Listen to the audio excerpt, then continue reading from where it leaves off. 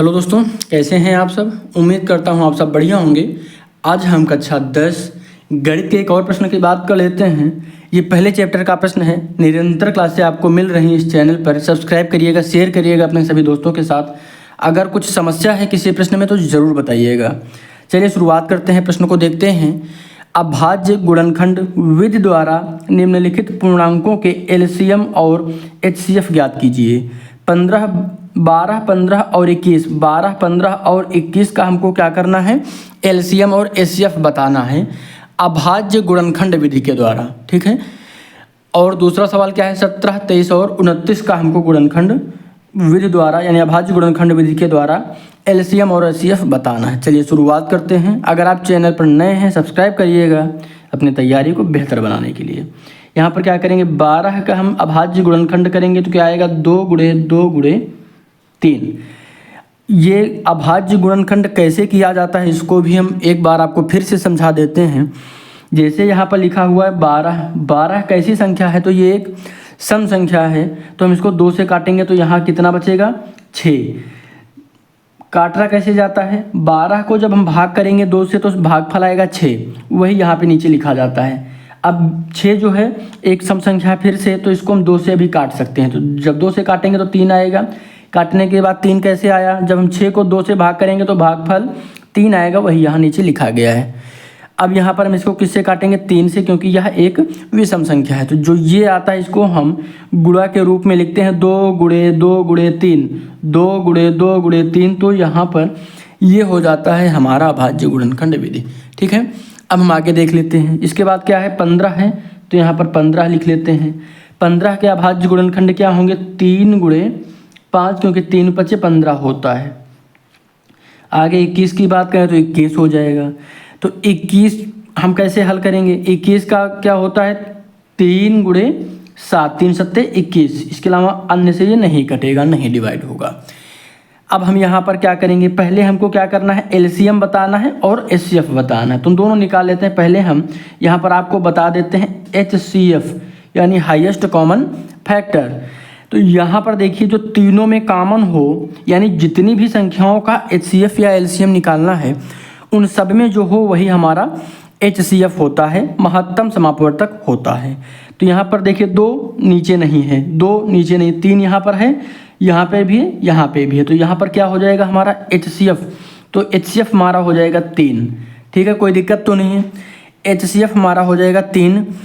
अब यहाँ पर 5 है लेकिन ऊपर नहीं है, यहाँ पे 7 है लेकिन ऊपर दोनों में नहीं है। जो सब में हो वो हमारा एचसीएफ होता है। ठीक है। एचसीएफ की परिभाषा क्या होती है, वह बड़ी से बड़ी संख्या जो दी गई सभी संख्याओं को पूरी तरह से विभाजित कर दे। अब यहाँ पर हम देखते हैं एलसीएम, क्या एलसीएम।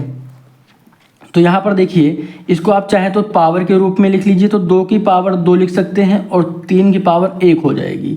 ये यहाँ पर 1 ही है तो यहाँ पर 3 की पावर 1 × 5 की पावर 2 और यहाँ पर 3 की पावर 1 गुणे 7 की पावर 1 हो जाता है। ठीक है। ये पावर के रूप में हम कैसे लिख सकते हैं, जो पावर होती है यानी इसे हम हिंदी में कहते हैं घात।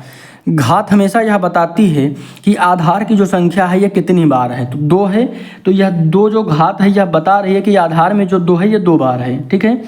अब यहाँ पर हम कॉमन ले लेते हैं। देखिए यहाँ पर 3 लिख लेते हैं पहले, 3 गुणे 2 कितनी बार है, 2 बार है तो 2 बार लिखेंगे। उसके बाद क्या बच रहा है, 5 बच रहा है, ये 1 रहे, 1 ही बार है तो यहाँ पर क्या है 5। उसके बाद क्या है गुणे 7, कोई दिक्कत तो नहीं। अब इसको हम क्या करेंगे, इसको जो है मल्टीप्लाई कर दीजिए। क्या करेंगे, इसको ऐसे करिए, 3 दूनी 6 और 6 दूनी 12, 12 पंचे 60 और 60 गुणे 7 कर दीजिए। 7 छंग कितना होता है, इसको थोड़ा सा नीचे लिख, ये देखिए हमने क्या किया, 3 दूनी 6, यहाँ पर आ गया 6 गुणे 2, 6 दूनी 12। अब 12 का गुणा 5 में करेंगे तो 12 गुणे 5 कितना आ जाएगा, 60। अब 60 गुणे 7 कर दीजिए तो यहाँ पर 6 7 होता है 42 और 1 0 लगा है तो 0 लगा दीजिए। तो कितना हमारा आंसर आ गया, 420। ये हमारा क्या आया है, एल, इसको फिर से थोड़ा ऊपर लिख लीजिए, LCM बराबर कितना हो जाएगा, 420, ये हमारा आंसर हो जाएगा। एक बार फिर से समझ लीजिए इसको।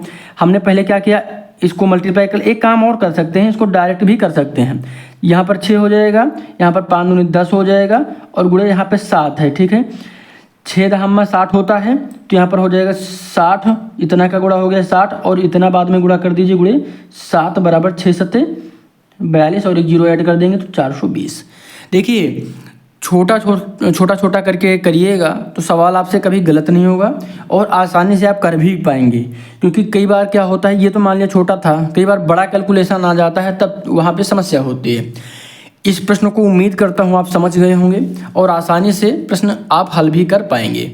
ठीक है, उम्मीद करता हूँ आप चैनल सब्सक्राइब करेंगे। वीडियो अच्छा लगा हो तो लाइक करिएगा, कमेंट करिएगा, किसी भी टॉपिक में समस्या हो तो। धन्यवाद, सब्सक्राइब जरूर करिएगा।